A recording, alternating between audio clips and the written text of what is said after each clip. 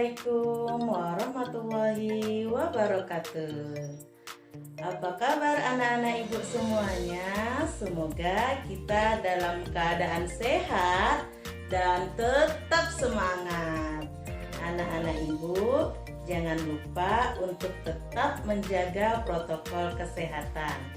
Kali ini bertemu kembali dengan Ibu Dinda. Pada hari ini kita akan belajar tentang tema 5 ekosistem, subtema 3 keseimbangan ekosistem, dan kita masuk pada pembelajaran ke-1. Sebelum kita mulai, perhatikan dulu gambar berikut ini. Kira-kira anak ibu masih ingat tidak apa yang terjadi pada simbiosis dari kedua makhluk hidup ini? Ayo, masih ingat tidak?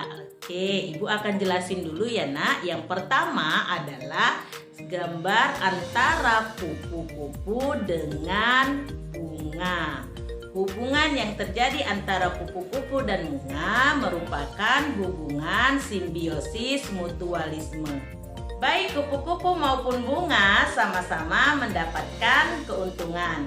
Kupu-kupu mendapatkan sari makanan dari bunga. Bunga juga diuntungkan karena keberadaannya membantu proses penyerbukan. Gambar kedua merupakan hubungan antara tali putri dan tumbuhan inangnya.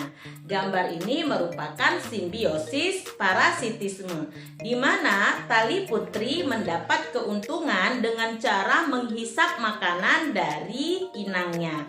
Sedangkan inangnya merasa dirugikan karena makanannya diambil. Dan gambar yang ketiga yaitu hubungan antara ikan hiu dan ikan remora.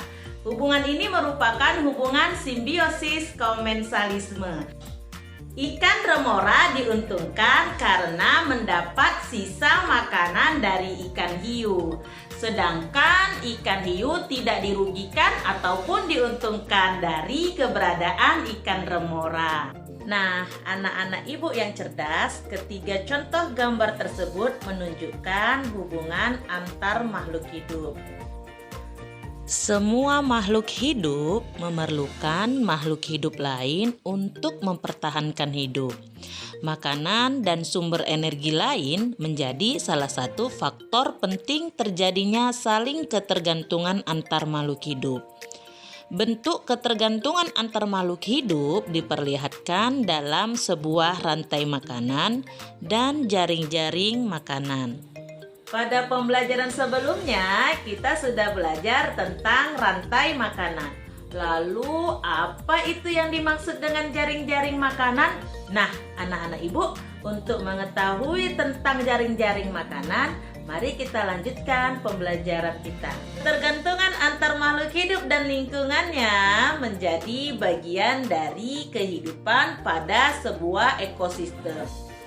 Terus, tumbuhan mendapat energi dari matahari. Nah, sedangkan hewan mendapat energi dari tumbuhan atau hewan lain yang memakan tumbuhan.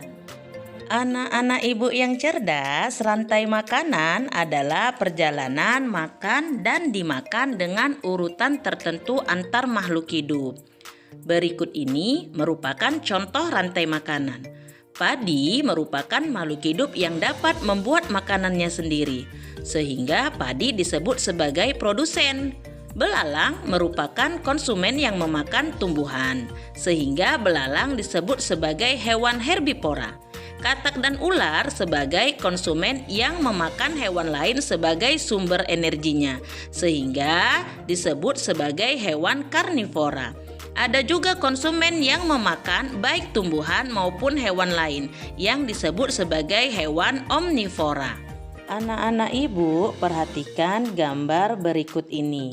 Gambar tersebut menunjukkan hubungan antara beberapa rantai makanan yang terjadi pada sebuah ekosistem. Kumpulan dari beberapa rantai makanan di dalam sebuah ekosistem disebut jaring-jaring makanan. Pada jaring-jaring makanan dimungkinkan terjadi persaingan antara makhluk hidup baik di dalam rantai makanan maupun di dalam jaring-jaring makanan.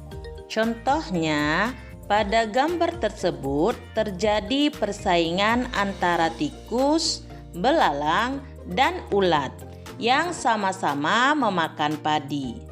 Terjadi juga persaingan antara ular dan burung elang dalam memakan tikus, katak, dan ayam.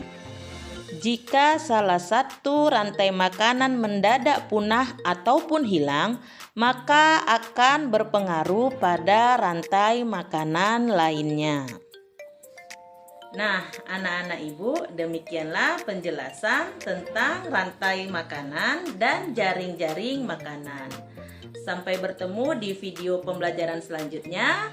Wassalamualaikum warahmatullahi wabarakatuh. Salam sehat dan tetap semangat.